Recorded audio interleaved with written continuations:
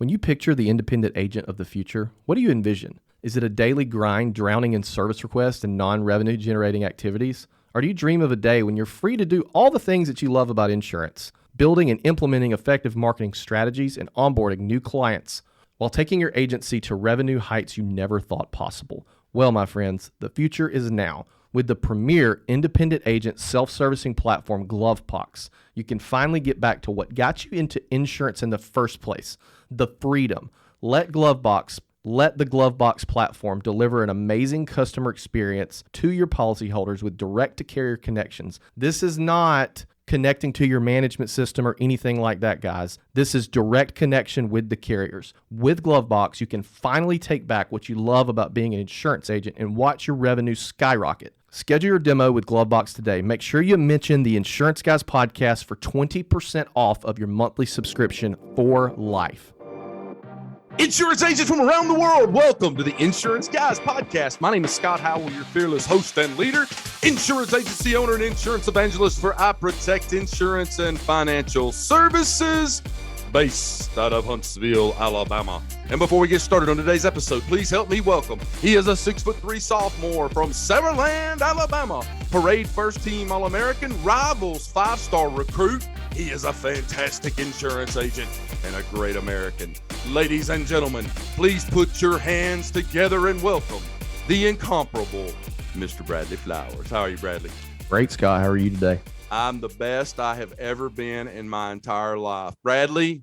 Scott. I am so excited to be on a podcast with just you and I. Just you and I. Absolutely. I could keep going. It's kind of cozy in the Zoom room we're in. I'm telling you what, we're in a Zeeting. Hey, Bradley, let's tell all 250,000 insurance agents what Bradley has been through. Guys, my podcast partner and one of my best friends in the world has been in Navy SEAL school training. Been going through buds. Coronado Beach, California. I know nobody knew he was going to be doing this, but he has been laying in 8 inches of water for 15 to 20 hours at a time with a telephone pole in his arms, reciting Navy SEAL chants, and then getting to sleep 1 hour and doing it all over again. Bradley, tell them what you've been up to. I've done everything but the one where they tie you up and throw you in the ocean and you have to figure out how to get out. I don't know that I could do that one. We have a newborn, as everyone listening to this knows, and Scott so affectionately describes what I'm going through right now as Navy SEAL training, which I will add in front of God and country that my wife is doing way more than I am at night, but night times the last few weeks have been a little bit difficult. So he woke up, I counted 8 times the night before last. So I'm still feeling the effects of that for sure. Every parent, especially parents who have had multiple children, you always have that one kid that's colicky, that doesn't want to sleep, that wants to stay up all night. And every parent has Bud's training stories about there was, one time we stayed up for 3 days in a row. Yeah. Every single parent has those stories, but this too shall pass. Yeah, he's a good baby. I don't want to act like we're having a rough go of it. It's just the last few weeks have been kind of difficult, and we had COVID. So not only does having COVID make you more anxious, combined with the fact that you're sick, the baby. I mean, I think he got it, but he never it was not bad, Right. And it was only bad for us for about 12 hours, and so not only does that happen, but then that prevents other people from coming over. You know what I'm saying? So it's even sometimes Laurel's parents would come over and my parents would come over, and it at least gives you that 10-minute break where you're just right. And then combined with that, the nanny that we have that keeps him throughout the week, she's due to COVID. She was like, hey, I'm not going to keep him this week since y'all are getting over COVID, even though we don't have it, which I understand. She's elderly. So it's just compounded with the fact that I'm going to be out of the office next week. So it's even more, so what we're doing during the week now is I'm working half days. She's working half days. So as soon as we get off this podcast, I'm taking a beeline over to Laurel's office to go pick him up to keep him the second half of the day. She said it. So it's been one thing after the other, but it's all worth it one day. I'd rather do that stuff than not do that stuff. Because one day you're going to be like, wow, he's so grown. And I'm going through that now with my daughter. I'm like, I looked at a picture. I saw a picture last night from when I moved into my first office of Portal. I took a picture of her and I was like, oh my gosh, I couldn't believe she was that small. Bradley, I've got bad news to report. Uh-oh. There is an 82% chance I'm getting divorced. Okay. And I appreciate that response that you just gave. It was, a lot of people would have been, oh my gosh, that's horrible. But you were like, okay, let's just deal with it. Well, I know there's a punchline coming. So, well, guys, I've got bad news. So for years, and this is breaking news. This has just happened today. For years, my wife has always said her dream guy, like if she could have like that one guy. Can I guess? Jason Momoa. Jason Momoa. I got it right. And what is her name? She was married to Lenny Kravitz. Her name is Lisa Bonet. Have just announced this afternoon that they are uncoupling their marriage and going their separate ways. Kim Howell will be on a Delta flight out of Nashville to Los Angeles this afternoon at 4 p.m. and might not ever see her again. May never see her again. See, I knew there was a punchline. If you had called me and told me that, it would have been a lot differently. But. So Bradley, think about this. Jason Momoa, who most women literally think, oh my God. Lisa Bonet was like, you know what? I'm tired of your shit. Let's get divorced. Let's get divorced. Yeah. Yeah. Everybody's got stuff. Guys, stuff. I also have an update today that I need to update our podcast audience about relative to the Justin Miller podcast that we did, where we went into an in-depth discussion about Crackhead Christie. So, my neighbor across the street, Crackhead Christie, it's been a long time, been a few episodes since I updated everybody.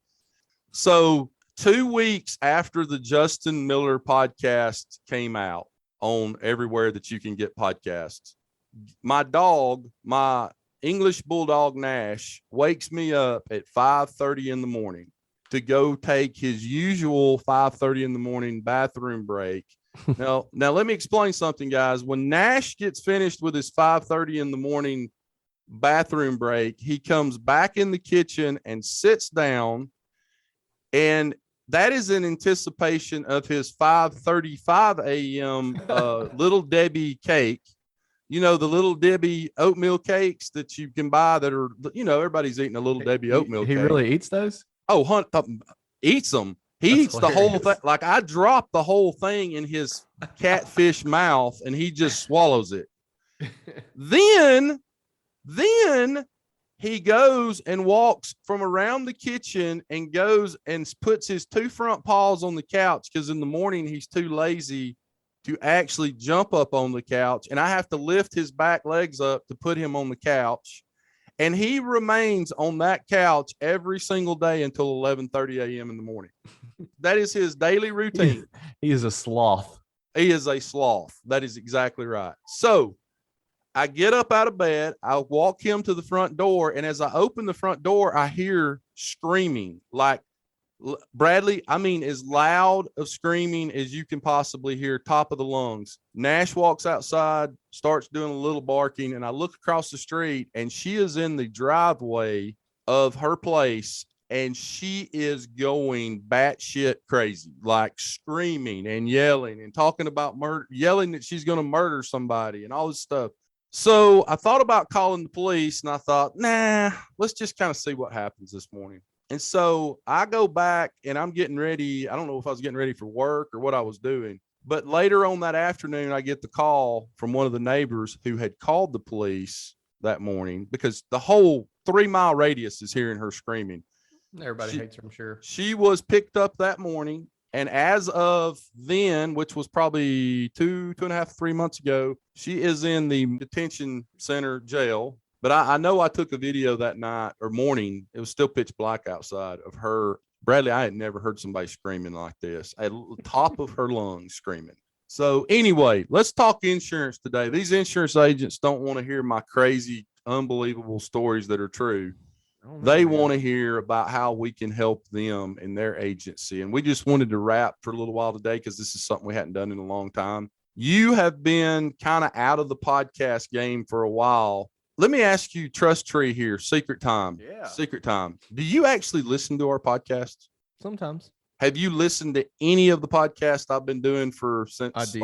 October? Yeah, of course. Which one was your favorite of the ones you listened to? Was probably Justin Miller. Really? Because I had so many people reach out to me that morning, like, holy crap, the podcast this week. And I was like, I got to listen to it. The second funniest one was the one where you interviewed the guy or not funniest, my second favorite one was the one that you listened, the one that the guy from RPS.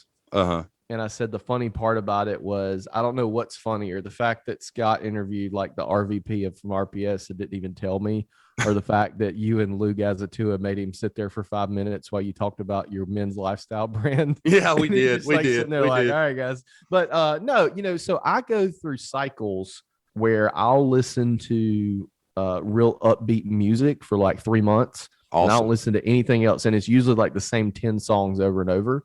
And then I'll go through cycles where I go, heavy audiobook. And it's just audiobook.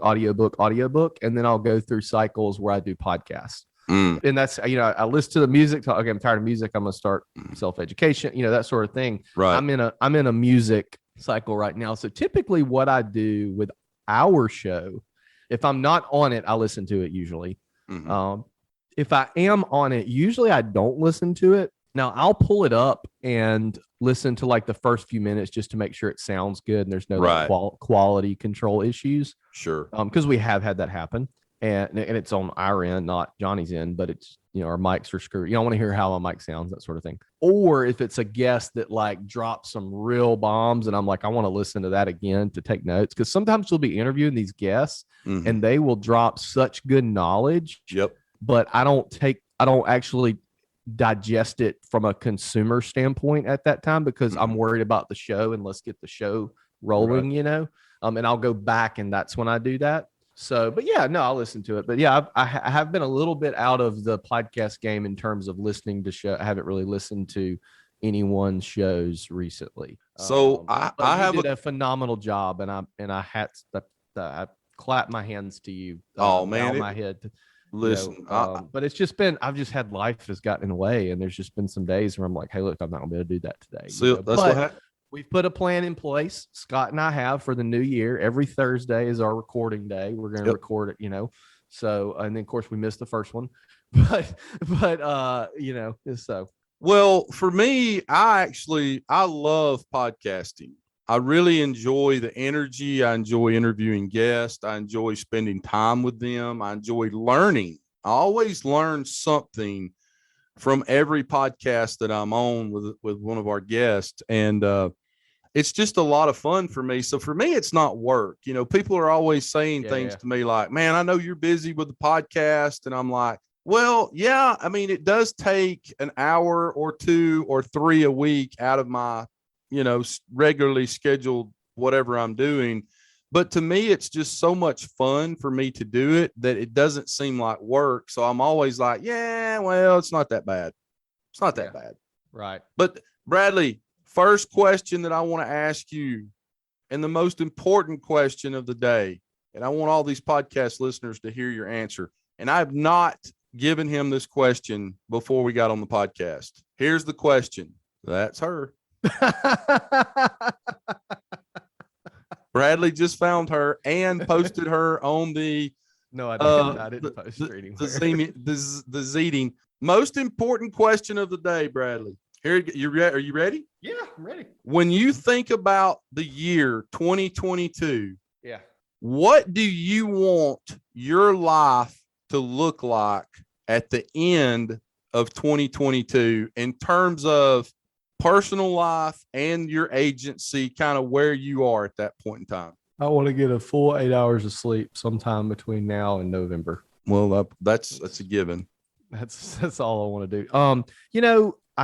I need to get exceptionally better at the whole work-life balance thing. I think that I'm really good at systematizing and prioritizing things in the company, and I think I need to take some steps on the personal side to make sure my family's getting ample time from me. Not that there's any bad thing, but it's just like, hey, it's with the baby, it kind of made me realize, hey, if I'm not real easy, I could get real wrapped up into work and nobody ever see me for a few days. Right. And so putting more attention towards that is good. I'm about to build a house. Hopefully we have that house done by this time next year, or getting ready to be done by this time next year. So personal, that's kind of it in that regard. We're hoping to make a couple of investments, whether it be rental properties, or I'm big into like looking at storage units right now. So Laurel and I wanted to make a couple plays in that regard. Business wise, super high level, I'm trying to diversify outside of coastal. I like coastal. I'll always do coastal. The premium's good and the white space is huge. Competition sucks is what that means, in case anybody's ever wondering when I say that. I want to make a couple acquisitions this year, one, if not two. I think we're in a Zoom world now, and I think it's a whole lot easier to run an agency remotely than it would be even just a year or two ago. Right. So I've engaged with a couple of agencies recently. Nothing super set in stone, but I've engaged with a couple agencies nationwide about acquiring them, just to sort of diversify outside of coastal. I think we have there's some upside too for me in acquiring some agencies and that sort of thing. So I say that to say anybody listening to this, that they want to sell or know somebody, hit me up. But and looking at easy states, like Tennessee, Georgia, Ohio, Kentucky, states would be pretty easy to go into. But I would assume, you tell me if I'm wrong, I would assume that the Midwest, that, Wisconsin, Indiana, those rates probably stay stabilized more than other states do, I would think, because they're Michigan. Yeah, Michigan's probably an outlier. Ohio's a good one because it's they have the opposite problem of what Alabama has, because nobody wants to be in Alabama. Everybody wants to be in Ohio. That's why I give the example of, we're going to do homeowners insurance in Ohio and we're disrupting the insurance industry. But that's a big goal for me this year. Initially my plan was to do that via recruiting, find an agent in Georgia to grow my Georgia book. And we still could do that. We still, are looking to do that kind of stuff. But I think it'd be easier to do acquisition. I think there's going to be a lot of people going into this hard market. I think there's a lot of people that are selling, and based on some of the conversations I've had, that's been the case. To be completely honest with you, some of the ones I've talked to that have fallen through, it's because they are in some sort of ridiculously awful cluster agreement that I would have to move into, and it's just not worth it to me. I understand. And it's not worth it to a lot of people, so think about that when you're making your decisions. But right. And then we want to add a couple more producers here at Portal. We've got one that just started 2 weeks ago. I got COVID today, started. And then I've got one more that I sent a job offer to yesterday that is supposed to call me as soon as we're off this podcast, and we're going to talk about it. So we're just hoping to add a couple no hard like production numbers. We're looking at real high level stuff. Our goal last year was to grow by a certain premium number. We barely missed that, like in the $10,000 premium range. We barely missed that. And this year, obviously that number's a lot higher. So I know that was a long answer, but that's kind of what I'm looking at.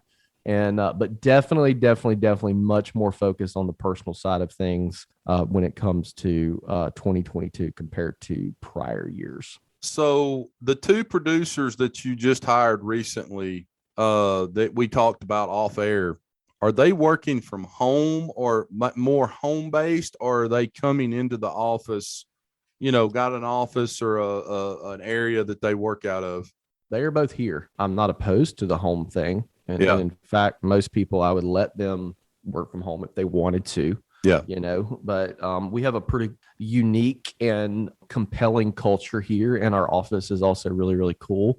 And so I think people want to be here, and I want them here if they want to be here. But at the same time, I'm 100% open to remote, especially obviously we have 4 VAs that work remote that are a super integral part of our operation, and no issues there whatsoever. So what would make your life at the end of this year in 2022, if you closed your eyes and really thought about it, what would make you feel more successful than you are today? If you were, from an accomplishment standpoint, if you were able to accomplish one thing that would make that you're looking at, what do you think it would be? I don't know.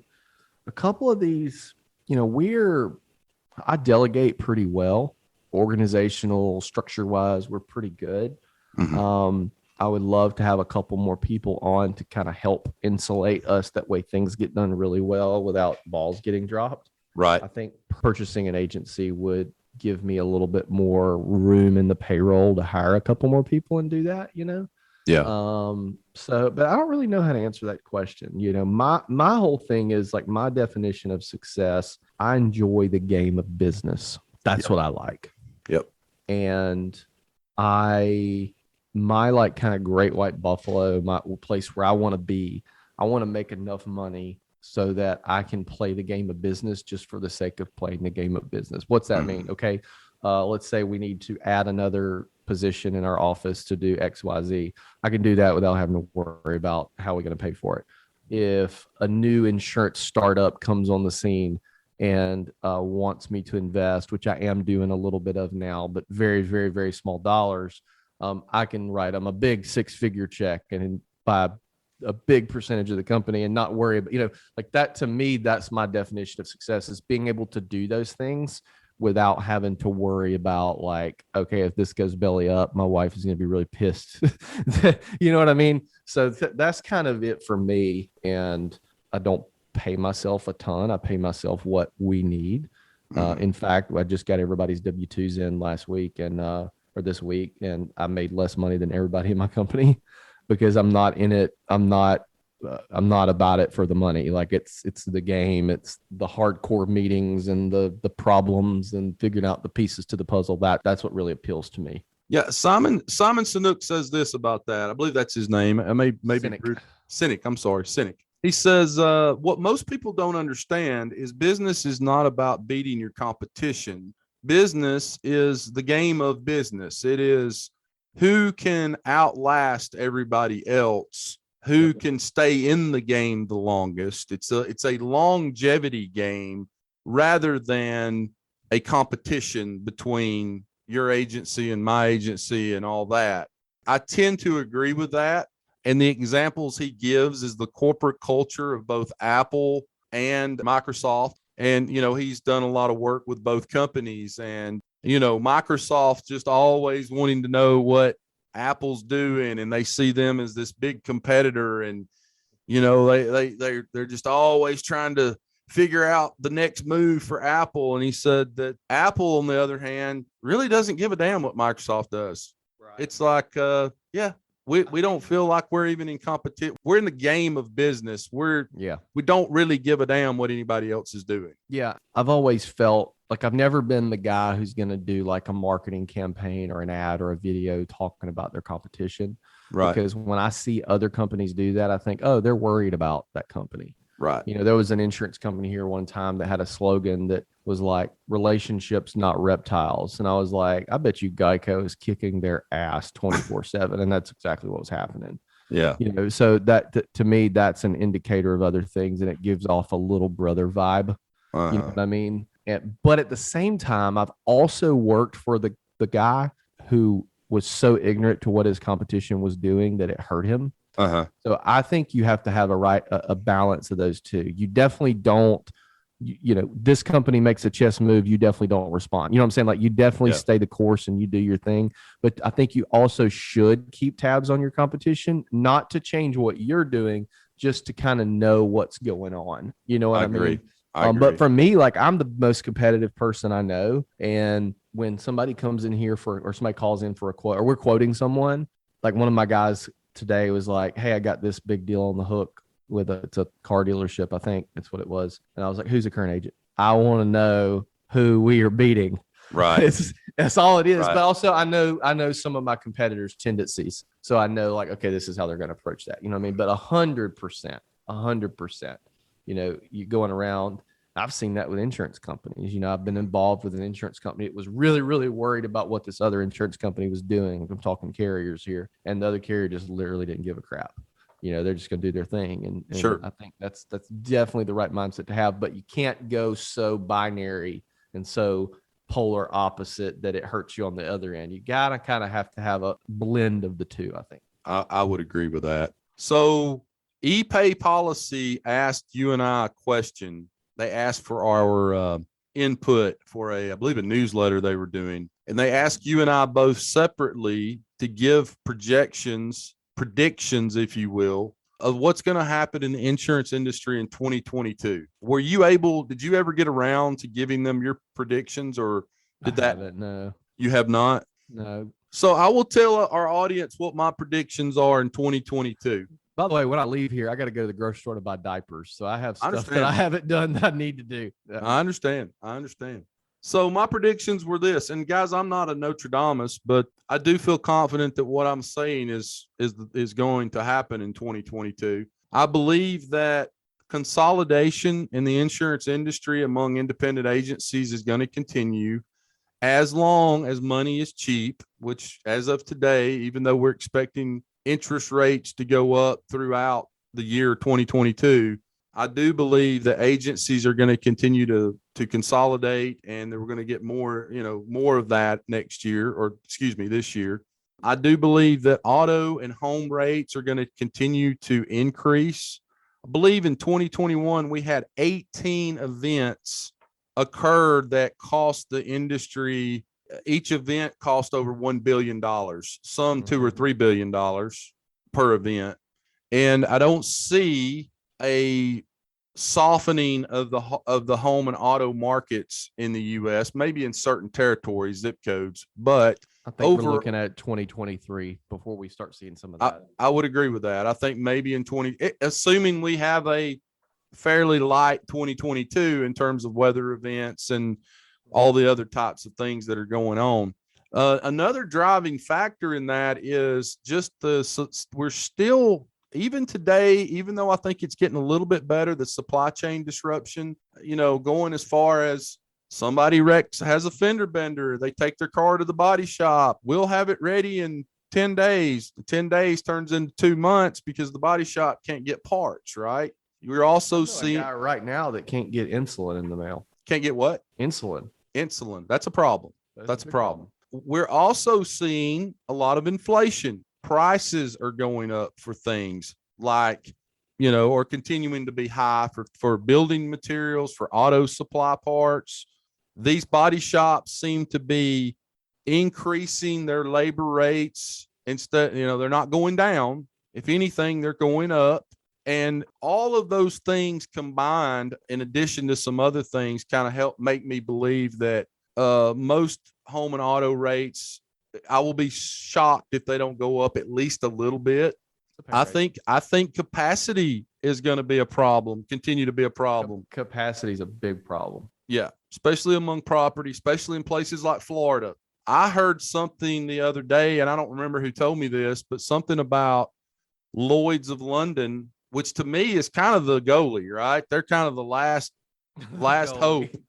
But somebody told me that they were, kind of getting away from the property market in the United States. And I thought, oh my God, if Lloyd's is walking away from it. That is very true. And that is not good. So I think those markets, and then you start getting into more of the business. Meanwhile, Bradley is buying agencies. If anyone's, I'm kidding.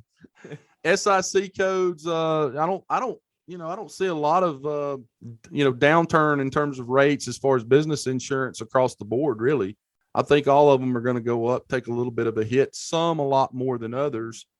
God forbid you're in an excess and surplus market and you've had 2 or 3 claims in the past year because Bradley is buying agencies. You are about to get your head ripped off if you've got a bunch of claims, right? I see carriers continuing to partner with our friends at InsurTechs to help meet clients and agents where they want to be met and continue to try to get rid of that friction. I've noticed a lot of carriers partnering with different InsurTechs to try to kind of help get rid of some of that friction. I think you're going to see more and more of that. Mm-hmm. The GloveBoxes of the world, people like GloveBox are going to, not people, but companies like GloveBox are going to continue to partner with carriers to try to help with some of that friction. And then I'm trying to think what else I put in there. I'm having a senior moment, but there It's was okay. quite a bit of I information. agree with all of that. I think the business is getting harder and harder, but I think that's an opportunity for people like the people that listen to this podcast. They're willing to better themselves and work on their craft. Correct. It's very, very, very easy to be a peacetime general. It's a lot harder to be a wartime general, but Right. Your middle son's name is Patton. Yep. The wartime generals are the ones we celebrate. Correct. So, it's time for people who want to be real insurance agents. Not that anybody listening, it's not a real insurance, but it's time for people that want to be rock stars to rise to the occasion, I think. Yeah. Some of that. Yeah. And I'll go from a technology side of things. I think a lot of the M&A activity you guys see is only going to continue. The Bradley Reacts videos on YouTube are only going to continue. There's a few acquisitions coming down the pipeline really, really soon. Things like Vertafore buying Agency Zoom, Applied buying Easy Links. You're only going to see that more. Right. You have a lot of tremendous change coming in this industry. And you also have big players who want to keep things the status quo. And I'm not talking about Vertafore and Applied. I'm just saying in general, you have folks that want to keep things the same and are willing to spend their dollars to do that, to eliminate a competitor. And I think you're only going to see more of that, which, to be frank, I don't think is great for the industry. It's going to take some agents banding together or some technology insurtech CEOs saying we're not going to sell no matter what. We're going to complete our mission, before there's some real change on that front. I'll just go ahead and say it. Portal's ultimate goal is to build our own management system / CRM that we're not going to sell it like it's proprietary to our agency. A lot of the big agencies that I respect the most have done that. And I think that's the best way to hedge against bad things happening. And that's not a 2022 goal by any stretch of the imagination. That may be a 2030 goal. But I think you're only going to see more of that. And I think from a technology standpoint, I think that you're going to see more insurtechs try to connect directly to insurance CRMs rather than go through Ivans. And that's not a knock one way or the other for Ivans. I think you're going to see a lot of that kind of stuff. You're also going to see people on the other end try to keep that from happening. I think insurance podcasts are only going to keep popping up all over the dang place. And so my point in saying that is, the information's there. Correct. You can't sit back and say you didn't know or you didn't know things were coming. I think blockchain and crypto is only going to become more part of our everyday lives. Right. I think there definitely is going to be a place for blockchain crypto in the insurance space. I think people need to start thinking about that, or at least understanding it. Yeah. At least understanding it. And I'm like the most non-crypto guy ever. I own $800 in crypto right now. So, I think looking at those types of things, but at the end of the day, like I have no idea honestly what's going to happen, but we'll keep watching and see, and keep listening to shows like this. We try, Scott and I try to do our best to bring folks the most breaking information possible. So Bradley, I would like to say info. I would like to say this to our audience, to the 250,000 insurance agents that are listening out here. I know some of what we said could be perceived as negatives. I don't necessarily perceive any of that as a negative. I think all of that, to me, sounds good. I mean, but here's the great opportunity. There is a tremendous opportunity for all of these young agents like Bradley, and not Bradley's probably a bad example because he's been in the industry for a long time, but for newer agents and for agencies like mine, which I still to this day consider a boutique agency. I don't feel like we're some big bad insurance agency out there, but there's going to be a tremendous opportunity for us to pick up market share, whether it's personal lines or B2B business insurance sales, because of the agencies that are selling, the people that are clients of those agencies.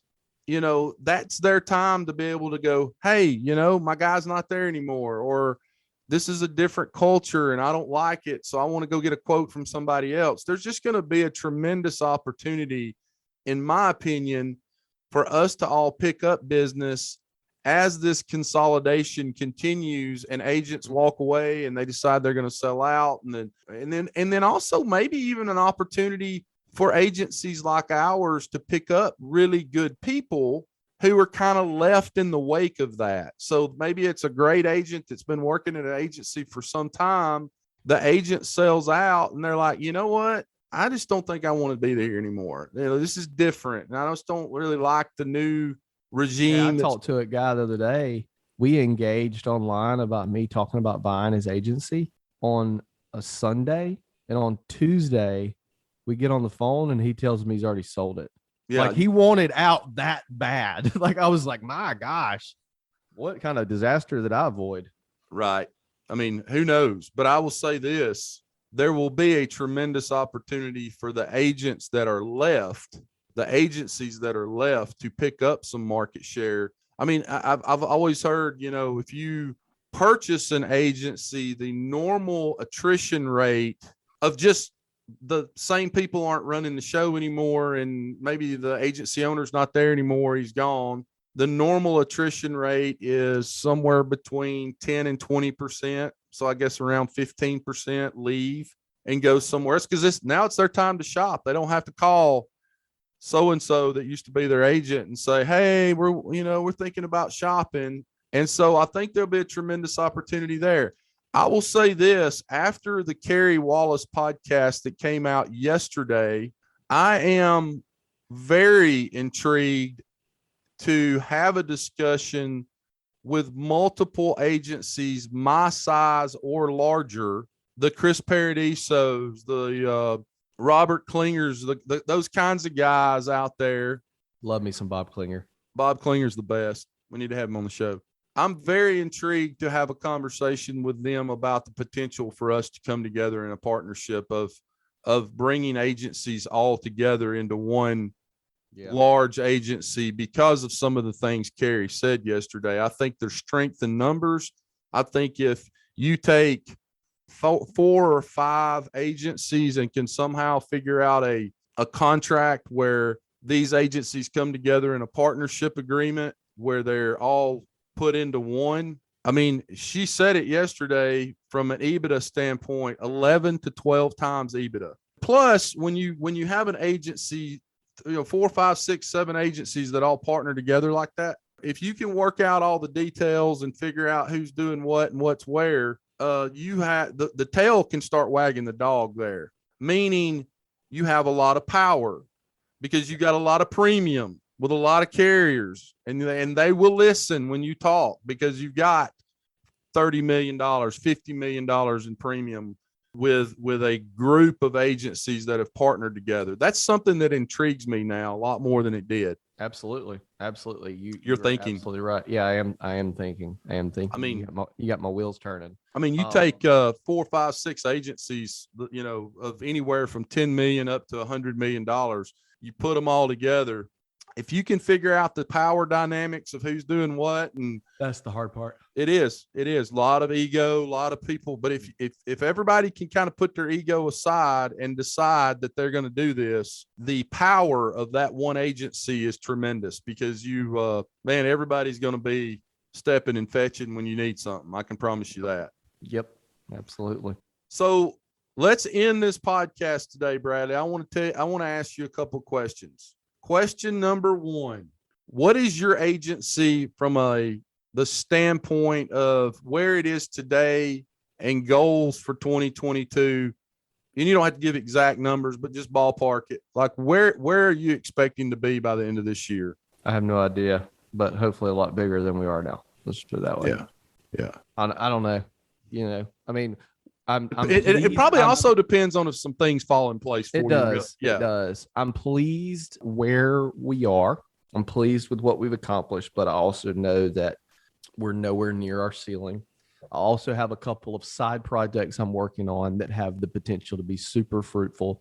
Some I've talked about, some I haven't. I'm hoping some of those kind of cross over the finish line in the next couple of weeks. Got a couple projects with Scott that we're working on that have the potential to be super fruitful for not only us, but also you guys. So I'm hoping those things kind of can come into place as well. But as far as a dollar figure, I have no idea.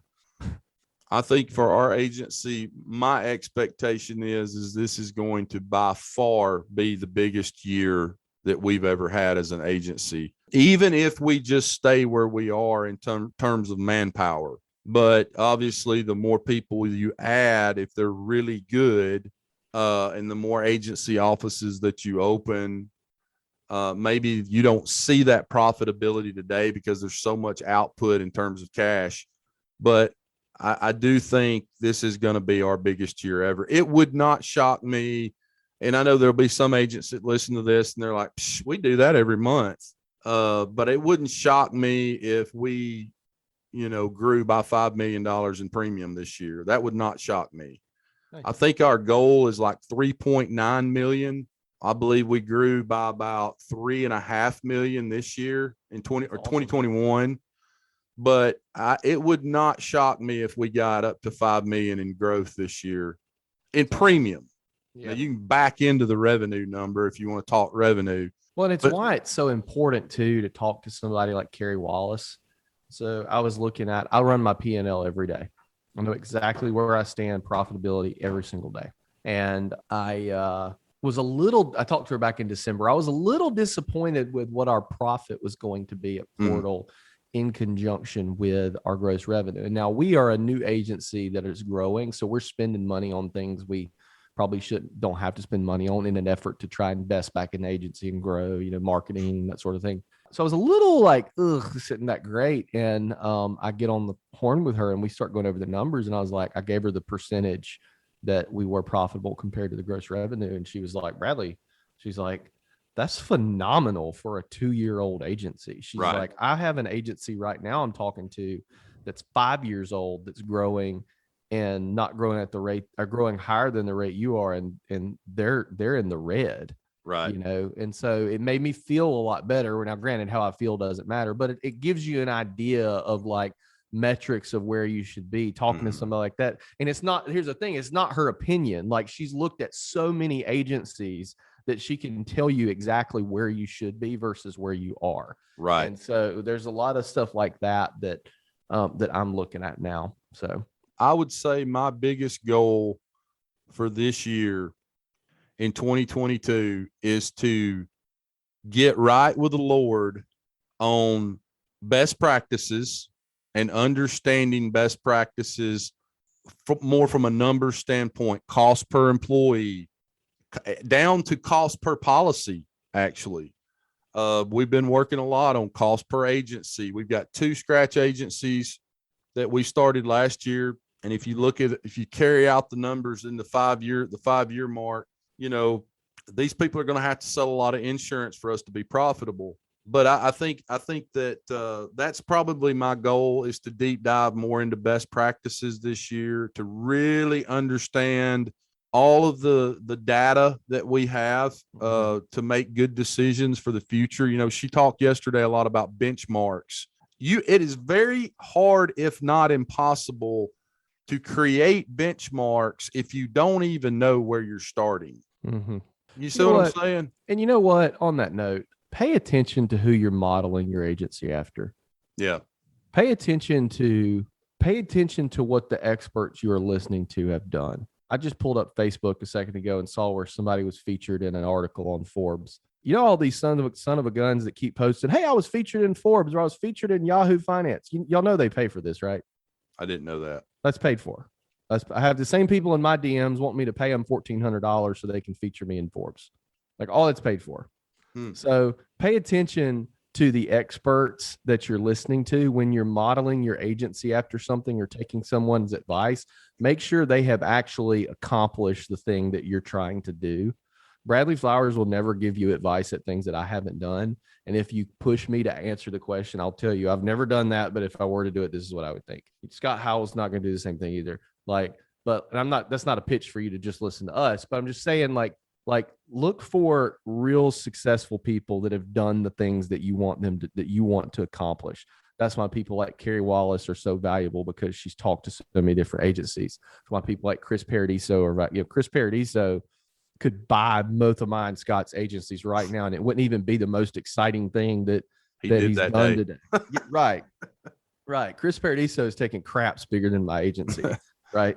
So like, or people like Bob Klinger, same Henley, way. Bob Klinger, Carruthers, Matt Namoli, like these are real folks that have accomplished real things. Pay attention to those Guys and gals. Matt Niamoli. Audit who you're listening to, and audit the advice that they're giving you, and if it's real advice or if it's fluff.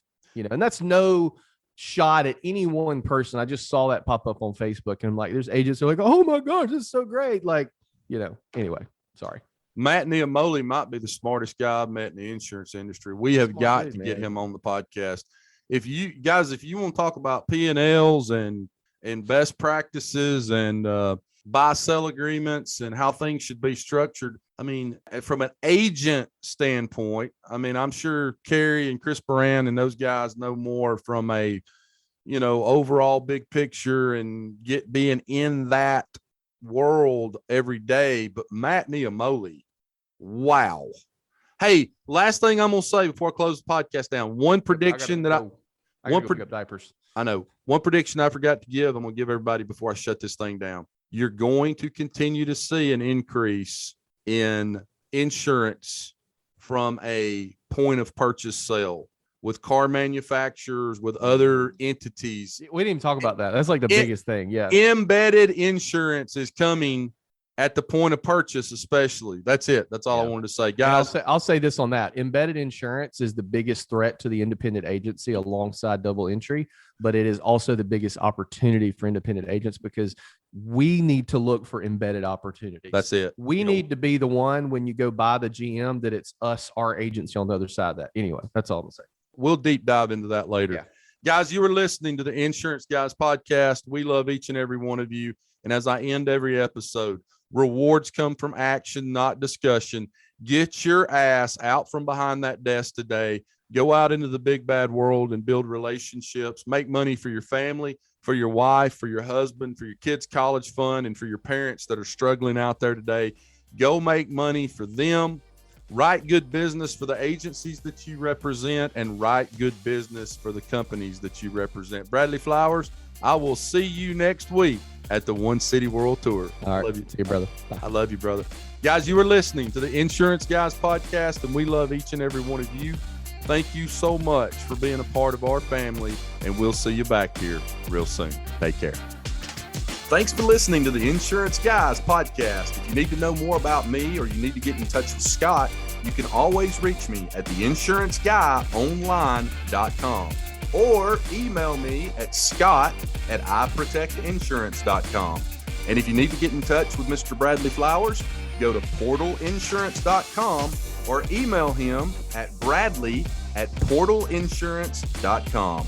Guys, we love you. We thank you so much for listening to our show and being a part of our family.